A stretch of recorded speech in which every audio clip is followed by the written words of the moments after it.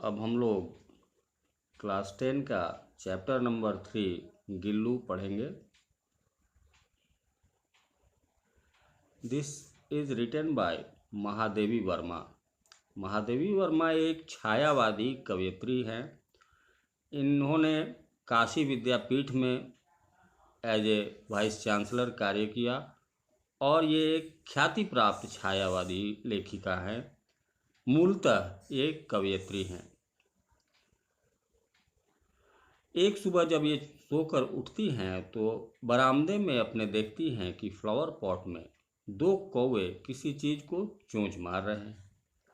वह कुछ और नहीं बल्कि एक छोटा सा गिलहरी का बच्चा था। ये जाकर देखती हैं तो वो बिल्कुल घायल था और उसके पीठ पर 2 गहरे घाव बने हुए थे और वह बच्चा जो है अचेत अवस्था में फ्लावर पॉट में पड़ा हुआ था। लेखिका जाती हैं और उस गिलहरी के बच्चे को उठाती है। वो समझती है कि मरा हुआ है और लोग भी कहते हैं कि इसे फेंक देना चाहिए, मर गया है। लेकिन इन्हें कुछ महसूस हुआ और इन्हें लगा कि ये बच्चा अभी जिंदा है, तो इसे लेकर वापस वो अपने रूम में आती हैं, कमरे में, और उसके मरहम पर साफ सफाई करके और पेंसिलिन ऑइंटमेंट उसके घाव पर लगा देती हैं। इसके बाद उसे खिलाने का वो प्रयास करती हैं। खिलाने में बहुत मुश्किल आती है। रुई से दूध को डुबोकर रुई में दूध डालकर वो उसके मुंह पर टपकाती हैं बूंद बूंद करके, लेकिन दूध उसके मुंह के अंदर नहीं जा पाता, आसपास लुढ़क जाता है।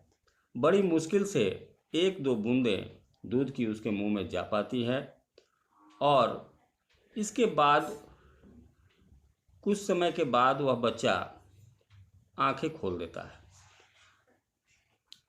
धीरे धीरे गिल्लू जब आंखें खोल देता है तो वहाँ के वातावरण से परिचित होता है और वह उछल कूद मचाते हुए वहाँ रहने लगता है।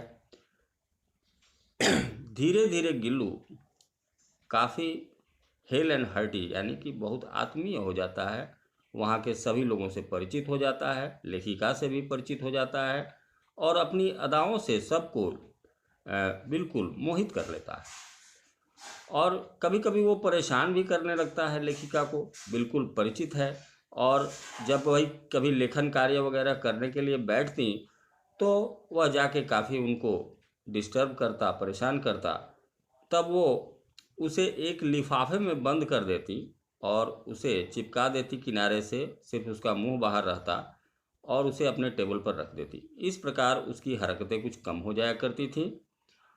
और उसके बाद जब वो खाना खाने बैठती तो गिल्लू प्रायः उनकी थाली में ही बैठ जाना चाहता था और करीब करीब वो थाली में बैठ भी जाता था। लेकिन बड़ी मुश्किल आई।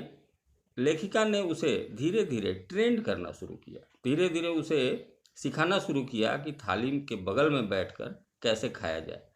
और बाद में इस ट्रेनिंग को भी वो ले लेता है और थाली के किनारे बैठा रहता है और थाली में से चावल के दाने ले लेकर वह खाता रहता है।